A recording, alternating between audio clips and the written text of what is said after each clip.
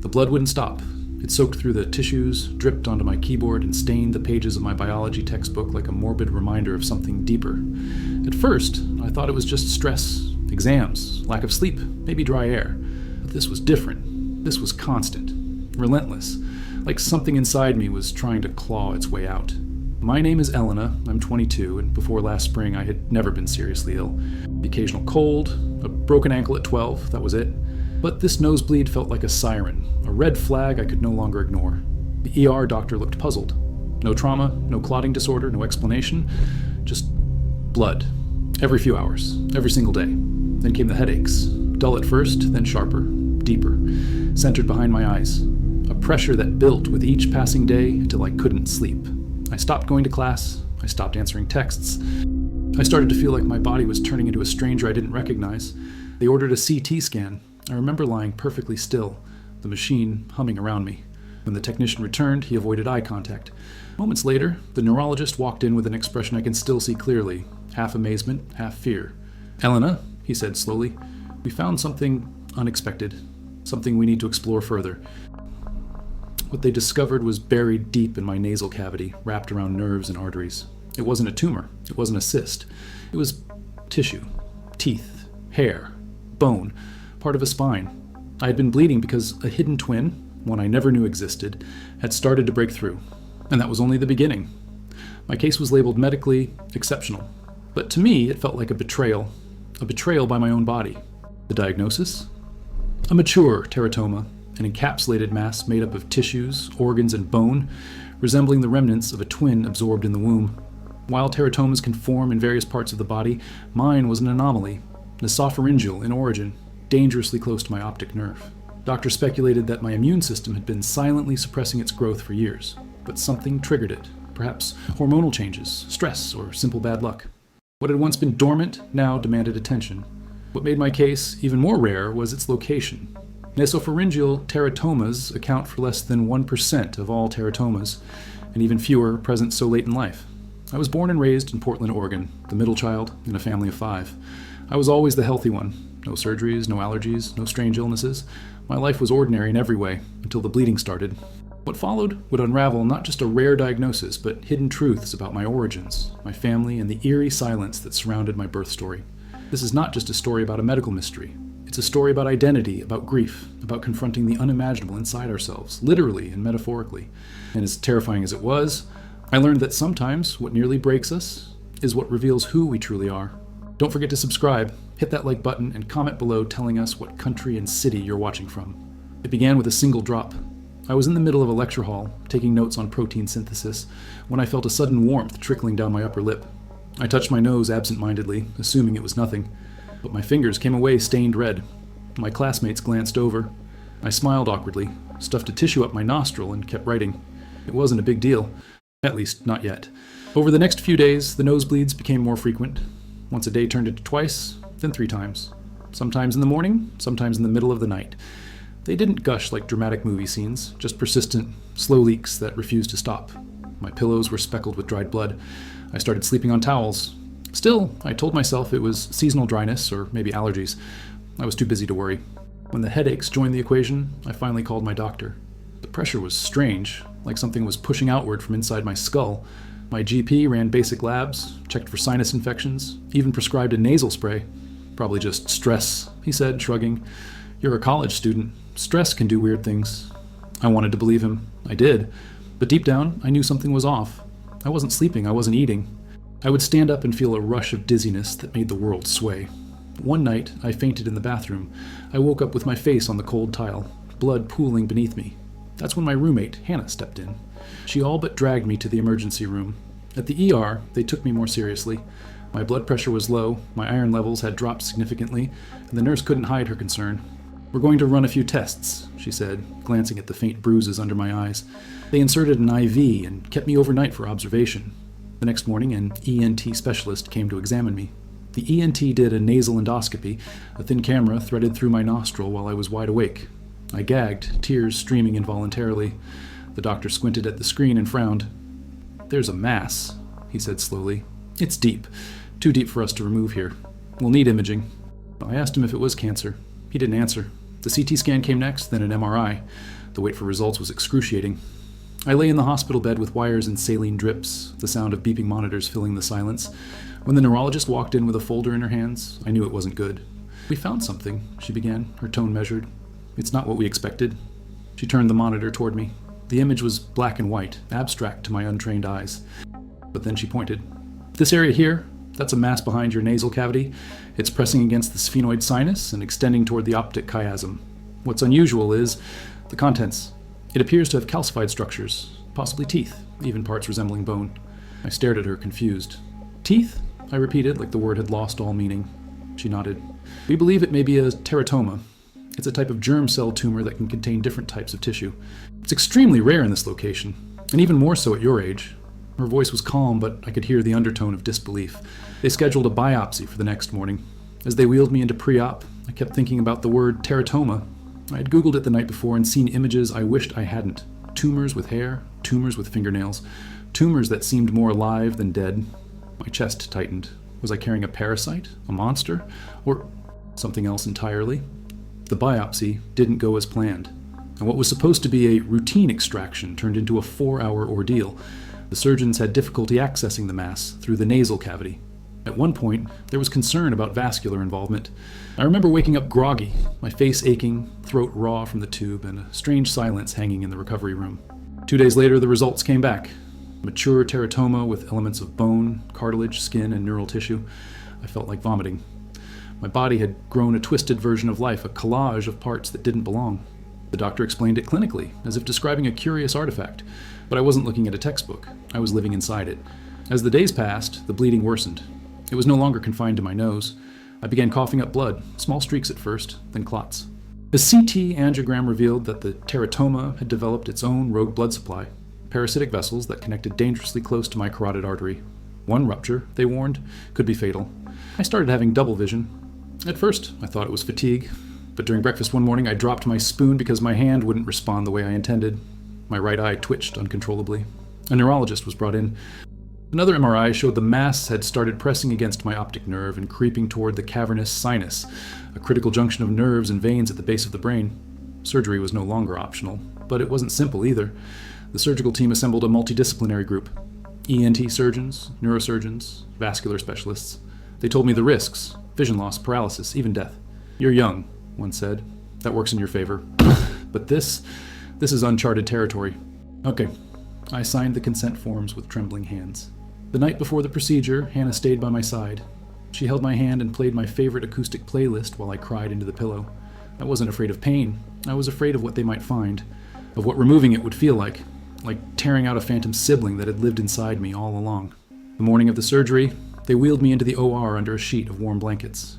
The anesthesiologist smiled kindly and asked me to count backward from 10. I made it to 8. When I woke up, everything hurt. My throat, my sinuses, my skull. And yet, something was gone. A silence where pressure used to be. The recovery was brutal. My nose was packed with gauze and stents. I couldn't breathe normally for days. I had fevers, hallucinations, intense nausea. I couldn't eat solid food. I lost almost 15 pounds in 2 weeks. But the worst part was the mirror. My right eye sagged slightly. My voice was hoarse. My sense of self felt disfigured. One afternoon, the lead surgeon came in with a sealed jar. He placed it gently on the table beside me. "We thought you might want to see it," he said. Inside was a cloudy preservative solution, and floating in it, small teeth, soft tufts of hair, tiny bones. I looked away. I couldn't decide if I was horrified or grieving. Grieving? What exactly? A part of me I never knew? A life that could have been? My mom later confessed something chilling. During her pregnancy, an early ultrasound had shown unusual tissue, but it had been dismissed as a glitch. She had no idea she'd been carrying twins. One survived, the other never left. A few weeks after the surgery, I began to dream about someone I'd never met. A girl who looked like me but wasn't me. Same green eyes, but a birthmark on her cheek. Same voice, but a different laugh. She stood behind mirrors, in shadows, watching, waiting. I'd wake up drenched in sweat, heart racing. The dreams came almost every night. The medical staff told me it was normal. Post-anesthesia delirium, psychological adjustment. I had been through trauma, after all. But something about those dreams felt too specific, too vivid. It wasn't just the face, it was her presence. Like she'd been with me my whole life, just beneath the surface. Like she was trying to tell me something. In therapy, my counselor encouraged me to write to her. "Give her a name," she said. "Let her speak." So I did. I named her Lila. I wrote letters I never sent, imagining what she might have become. I imagined her voice, her favorite song, her first heartbreak. And as I did, something inside me began to loosen, like a knot that had lived in my chest for years. That's when I started digging. I requested copies of my birth records, prenatal scans, anything that might shed light on the early stages of my development. What I found was more than unsettling. In my mother's medical file was a notation from her 10-week ultrasound: echogenic mass, possible vanishing twin. The doctor had never followed up. Vanishing twin is a clinical term, cold, sterile. It refers to a twin that dies in utero and is partially or completely reabsorbed by the surviving fetus or the mother. It's not uncommon, but in rare cases, remnants of the deceased twin are not reabsorbed. They're trapped inside the survivor, encysted, hidden, forgotten, until something triggers them to grow. I confronted my mother. We sat in the kitchen late at night, the hum of the refrigerator the only sound. "Why didn't you tell me?" I asked. She looked down, twisting her wedding ring. "I didn't know for sure," she whispered. "They said it was nothing. I didn't want to scare you." But there was something else in her silence. Guilt. Maybe even shame. A week later, I got a call from one of the geneticists who had reviewed my pathology. "There's something you need to know," she said cautiously. "We sequenced the teratoma tissue just to rule out abnormalities." I expected that. "But what we found? Well, it's surprising. The DNA isn't identical to yours. It's close, but not the same. It's sibling DNA." I sat frozen. "You mean it wasn't just my tissue?" "No," she said. "It was a fraternal twin. A male, genetically distinct from you. You didn't just absorb his tissue. He lived inside you for 22 years. I dropped the phone. I couldn't breathe. Every part of me was shaking. It wasn't a tumor. It wasn't a parasite. It was him. He had a name now, one I never gave him. A story I never knew I was part of. The hospital offered to let me donate the tissue for research, but I declined. I asked for a small vial, just enough to hold a piece of bone and hair. I placed it in a wooden box with a brass latch and kept it on my desk. I didn't know why. Maybe to remind myself. Maybe as a way to grieve. That night, I wrote a final letter.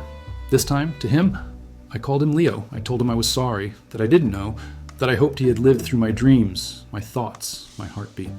I placed the letter in the box and whispered goodnight. For the first time in months, I slept through the night without waking up once. With the worst of the surgery behind me, I thought the healing would be linear. It wasn't. My body was exhausted, but my mind was restless. Questions haunted me, not just medical ones, but existential. Who was I now? Was I still me? Or some blend of two lives, mine and Leo's? Grief had crept in where fear once lived, and it settled quietly, like dust in a sealed room. At my follow-up appointment, the neurosurgeon reviewed my latest MRI.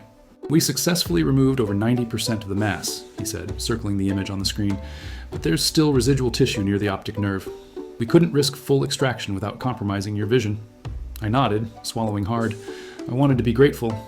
Instead, I felt unfinished. The remaining fragment posed a new challenge. It wasn't actively growing, but its proximity to vital structures meant it had to be monitored and possibly treated. I was presented with two options: wait and observe, or undergo an experimental therapy involving precision-targeted immunotherapy that could potentially shrink the remaining tissue without invasive surgery. The immunotherapy was still in trial phase. It involved engineered antibodies designed to recognize teratomatous markers and induce targeted apoptosis, programmed cell death. It had only been tested on a handful of cases worldwide, none involving intracranial or nasopharyngeal teratomas. The risks included inflammation, nerve irritation, and severe autoimmune responses. But it offered hope where none existed before. I asked for time to decide. That night, I sat on the roof of my apartment with Hannah. We looked out at the city lights, our legs dangling over the ledge. "If it were you," I asked, "would you do it?" She didn't answer right away. "I'd be terrified," she finally whispered. "But I'd want to be whole again, even if it meant risking more pain."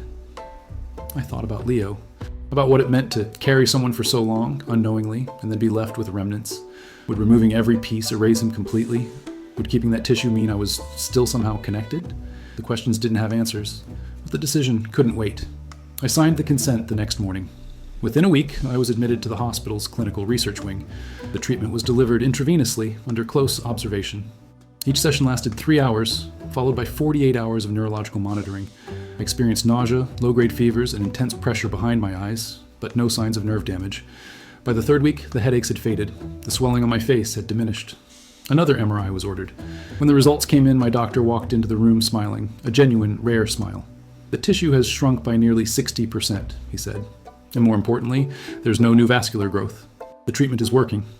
Tears welled up in my eyes. Relief washed over me like a tide. For the first time, I felt like I had agency, not just over my health, but over the narrative of my own body. I wasn't just a vessel. I wasn't just a case. I was reclaiming my space, rebuilding from the inside out.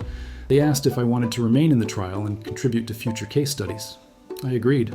If my experience could help even one other person navigate this bizarre, terrifying path, it was worth it.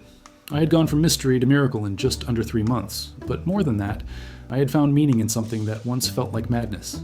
Healing didn't come in a straight line. It came in fragments, some gentle, some jagged. There were days I felt strong enough to jog around the park, and days when brushing my hair felt like climbing Everest. My immune system had taken a hit, and so had my confidence. But I was alive. And more importantly, I was becoming whole in a way I had never imagined. The final MRI, 3 months after my last immunotherapy session, showed something remarkable. The remaining mass had completely regressed. And the team didn't celebrate with champagne or cheers. They simply nodded, scribbled notes, and said, "We'll continue to monitor you every 6 months." But I celebrated, quietly, in my own way. I returned to campus the following semester. Everything had changed, but nothing had. My classmates were still worried about deadlines and group projects. No one knew I had nearly died. No one knew I had carried another life inside me. And I didn't tell them, not because I was ashamed, but because I had learned this story was sacred. It didn't need to be shared to be valid. I started volunteering at the university hospital, helping in pediatric oncology. I didn't tell the kids my story. I just sat with them, painted with them, held their hands during blood draws. I had no medical degree, but I had something else: presence, empathy, the quiet understanding of what it feels like when your body becomes a battlefield. My relationship with my family shifted too. My mother, once so composed, began to open up. She told me stories of her pregnancy, dreams she had dismissed, emotions she had buried. We cried together, not just for what was lost, but for what we were still discovering. I realized healing doesn't just happen in hospitals. It happens at kitchen tables, over cups of tea, and shared silences. I kept the box on my desk, the one with the vial. Some days I'd open it, some days I wouldn't. But it was there, not as a relic of horror, but as a symbol of origin, of duality, of how close life and death can live together. I never added anything to it, never took anything out. It was perfect in its incompleteness. Eventually I wrote everything down. Not just the medical details, but the dreams, the fear, the warmth of Hannah's hand, the hum of the hospital lights, the way the night sky looked after each treatment. It wasn't just a journal. It became a manuscript. I didn't write it to publish. I wrote it to remember, to make peace. A publisher did find it, eventually, a small one, independent. They said it wasn't just a medical story, it was a human one. A story about grief, resilience, and identity. They called it Shared Breath. I thought it was a fitting title. After all, for 22 years, Leo and I had done exactly that. Shared the same lungs, the same blood, the same heartbeat. Sometimes people ask me if I believe in souls. I don't always know how to answer, but I do believe in presence, in echoes, in the soft footprints left behind when someone doesn't fully arrive in the world, but doesn't entirely leave it either. Leo never had a heartbeat of his own, but somehow he helped shape mine. I'm not afraid of mirrors anymore. I see both of us in there now, not haunted, but whole, not broken, but expanded. I carry him in my breath, in my voice, in the quiet strength I didn't know I had. And though the blood is gone, the story remains, alive and finally fully told. What began as a simple nosebleed unraveled into a story I never could have imagined, a medical mystery, a personal reckoning, and a spiritual journey. I didn't just survive a teratoma. I uncovered a life hidden within my own. Through pain, fear, and unthinkable questions, I found connection, identity, and an unexpected kind of grace. Leo may never have taken a breath on his own, but his existence shaped mine in ways science alone can't explain. He taught me to listen closely to my body, to my dreams, to the silences between heartbeats. And in the space where biology meets mystery, I discovered something enduring, that even the most inexplicable tragedies can reveal a deeper truth about who we are and what we carry. If this story resonated with you, if you've ever felt like part of you was missing or like your body held secrets you couldn't name, know that you're not alone. Our stories are often more layered than we realize, and sometimes the strangest ones are the most profoundly human. Join us next time for another unbelievable medical journey. Until then, stay curious and stay alive.